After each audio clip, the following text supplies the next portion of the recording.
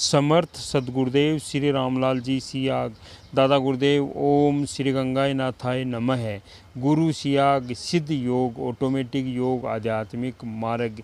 आज आगे का वीडियो देखते हैं जो सिद्ध योग की किताब सदगुरुदेव श्री रामलाल जी के हाथों से लिखी हुई है, समन्वय किससे। आगे का भाग 2 देखते हैं। वीडियो पूरा देखिए, ज़्यादा से ज़्यादा शेयर कीजिए। और आपने अभी तक दीक्षा नहीं ली है गुरुदेव सिया की तो आप दीक्षा लेकर आराधना शुरू कीजिए। वीडियो पूरा देखिए, ज़्यादा से ज़्यादा शेयर कीजिए। धर्म में हिंसा का स्पष्ट अर्थ है वह धर्म पतन की तरफ बढ़ रहा है। द्वेष, हिंसा, घृणा और भय पर आधारित कोई भी धर्म अपने पतन को रोक नहीं सकता है। ऐसे धर्म का प्रकाश जुगनू जैसा ही होता है। जितने भी भविष्यवाणियाँ विश्व भर के भविष्य दृष्टाओं ने की है उनको ध्यान से देखने से तो एक ही सर्वमान्य तथ्य प्रकट होता है कि कलयुग के आरंभ होने के बाद से संसार में जितने भी धर्म प्रकट हुए हैं 21वीं सदी में उनका अस्तित्व ही मिट जाएगा। आज संसार में स्वार्थनंद लोगों की संख्या इतनी अधिक बढ़ गई है कि सच्चाई नज़र ही नहीं आ रही है। बोले भाले लोगों की भावनाओं को भड़काकर एक धर्म के लोगों ने दूसरे धर्म के लोगों को लड़ाकर निर्दोष लोगों का शोषण किया जा रहा है। समन्वय की बातें करने वाले चतुर चालाक लोग समन्वय की आड़ में धर्म के नाम पर लोगों का शोषण कर रहे हैं। विश्व में सांस्कृतिक आदान प्रदान के नाम पर जो कुछ भी हो रहा है, अगर उसमें सच्चाई होती तो अब तक उसके परिणाम मिलने आरंभ हो जाते। सच्चाई तो यह है कि सांस्कृतिक आदान प्रदान की आड़ में एक दूसरे के घर में सेंध लगाने का प्रयास ही किया जा रहा है। अगर यह असत्य है तो सांस्कृतिक आदान प्रदान विश्व में भाईचारे का मधुर संबंध स्थापित करने में असफल क्यों हो रहा है। कटु सत्य तो यह है कि इस समय सांस्कृतिक आदान प्रदान मात्र एक कूटनीति है।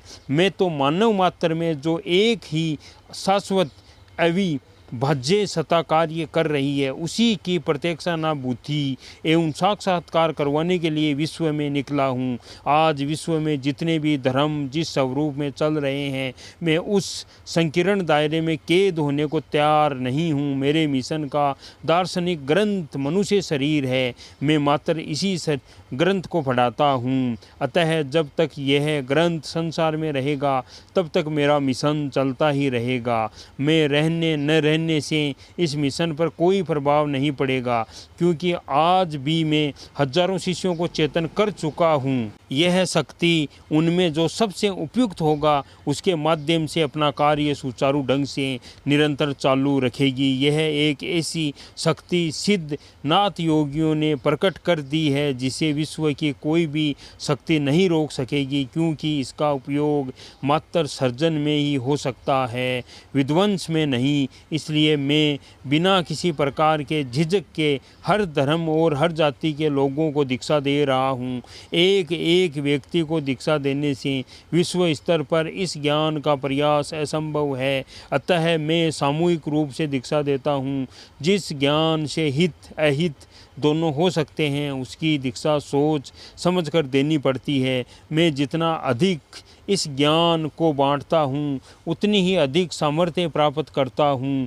धार्मिक जगत में 2 प्रकार के लोग होते हैं, धर्मार्थी वह रहस्यवादी। धर्मार्थी व्यक्ति पहले किसी धर्म संघ संप्रदाय में धार्मिक शिक्षा ग्रहण करता है और तब उसका अभ्यास करता है।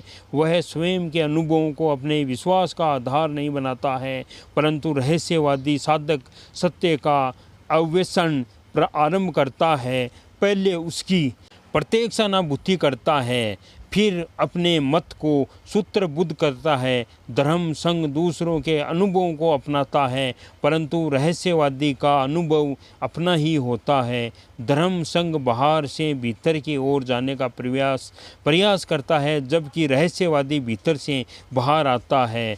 अपर विद्या तो पढ़ी लिखी जा सकती है, परंतु पर विद्या अनिवार्य विषय है। यह केवल प्रत्यक्षानुभूति और साक्षात्कार का विषय ही है। इस समय विश्व भर में धर्मात्री लोगों का एक छत्र साम्राज्य है। हमारे देश में समय समय पर रहस्यवादी संत प्रकट होते ही रहते हैं। श्री नानक देव जी, कबीरदास जी, रैदास जी, रामकृष्ण परमहंस आदि अनेक रहस्यवादी संत हो चुके हैं। मैं भी एक ऐसे ही रहस्यवादी संत का शिष्य हूँ। मेरे मुक्तिदाता ब्रह्मनिष्ठ संत सद्गुरुदेव बाबा श्री गंगाईनाथ जी योगी भी ऐसे ही अद्वितीय रहस्यवादी संत थे। मेरे संत सद्गुरुदेव की असीम अहेतु की कृपा के कारण ही मेरे माध्यम से संसार के लोगों में अभूतपूर्व अद्भुत परिवर्तन आ रहा है। स्वामी मुक्तानंद जी ने कुंडलिनी जीवन का रहस्य में गुरुपद प्राप्ति का विवरण देते हुए गीता के 13वें अध्याय के 13वें श्लोक का विवरण देते हुए कहा कि इसी परम पुरुष के पसंद होकर आज्ञा देने तथा संत सद्गुरुदेव के पसंद होकर गुरुपद सौंपने पर ही साधक गुरु बन सकता है, अन्यथा नहीं। स्वामी जी ने जिस रहस्य को प्रकट किया है वह बात कभी पढ़ने सुनने को नहीं मिली। इस रहस्य का ज्ञान होने के कारण ही मैं स्वामी जी को सच्चा सन्यासी मानता हूँ। मेरे में जो अभूतपूर्व परिवर्तन आया है वह मात्र स्वामी जी के उपयुक्त विवरण के अनुसार ही आया है। मात्र उस नील पुरुष के प्रसन्न होने पर मुझे ये सामर्थ्य प्राप्ति नहीं होती। नील पुरुष के पसंद होने और मेरे सद्गुरुदेव के पसंद होकर गुरुपद सौंपने से ही ये सामर्थ्य प्राप्त हुई है।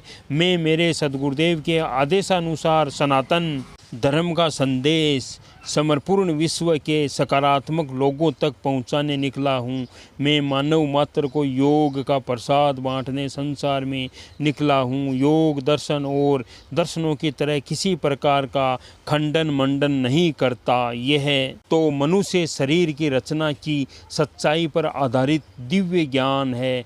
यह तो मानव मात्र को समर्पूर्ण रोगों से मुक्त होने की क्रियात्मक विधि बताकर मोक्ष प्रदान करता है। समर्थ सद्गुरुदेव श्री रामलाल जी सिया की जय हो। दादा गुरुदेव की जय हो। गुरु माँ की जय हो।